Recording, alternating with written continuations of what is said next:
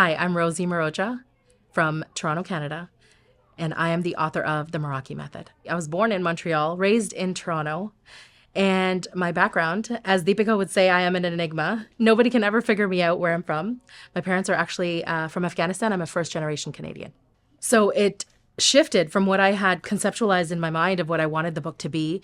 I was going to write about the unbecoming, because in going through my awakening in life in general, what some people would call a spiritual awakening, I came to learn about who and what we really are. And we're not just this, physical vessel. We're actually a soul that is infinite with infinite potential, connected to the divine. So essentially, when I mentioned that to Deepika, she was like, it has to be called your method.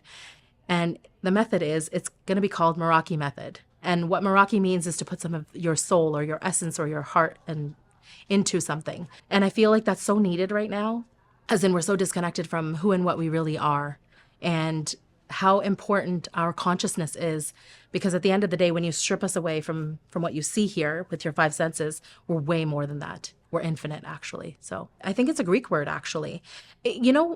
Because of my oneness and always trying to have that self-discovery of who and what we are and that we're not just this, right?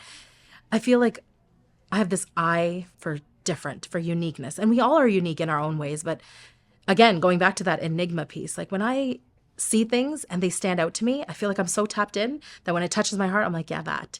And actually, my incorporation, I called it Meraki Universal Inc. because we're a microcosm within a macrocosm. We create our individual universes.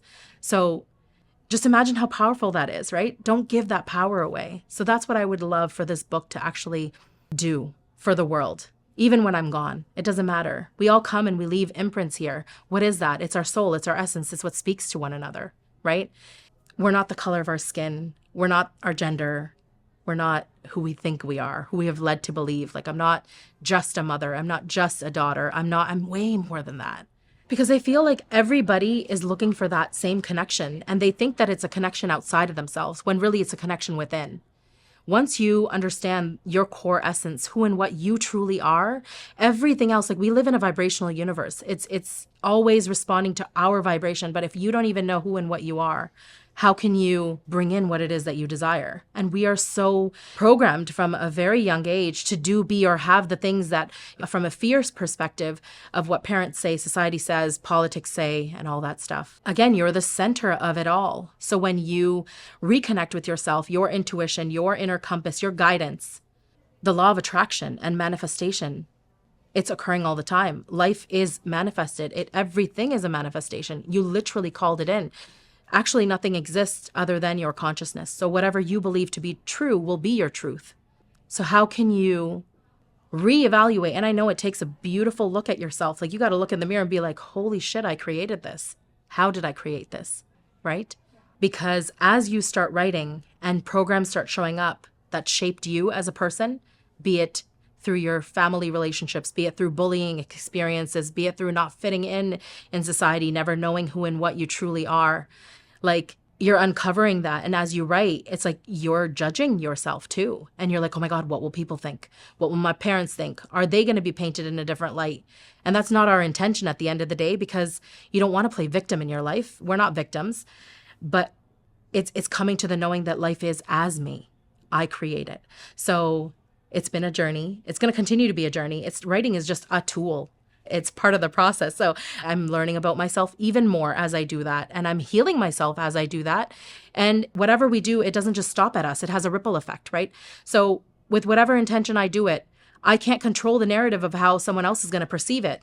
But at the same time, I can only hope that it'll be received with unconditional love, the one that our creator honestly has for us, no matter what we do. So that's been the journey, like, in a nutshell. That the power is outside of you, because it's not. The sooner you realize that, the sooner you realize that you are creating your life from the inside out. And there's nothing, like nothing, that you cannot do, be, or have, or experience in this lifetime. Truly.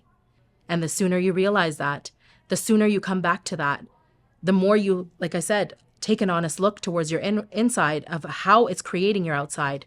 And start following those nudges, those soulful dreams, visions, whatever lights your soul on fire, whatever says yes to you, whatever that feels like, with all your heart and soul, do it. You're going to surprise yourself at how the universe has always been responding to you.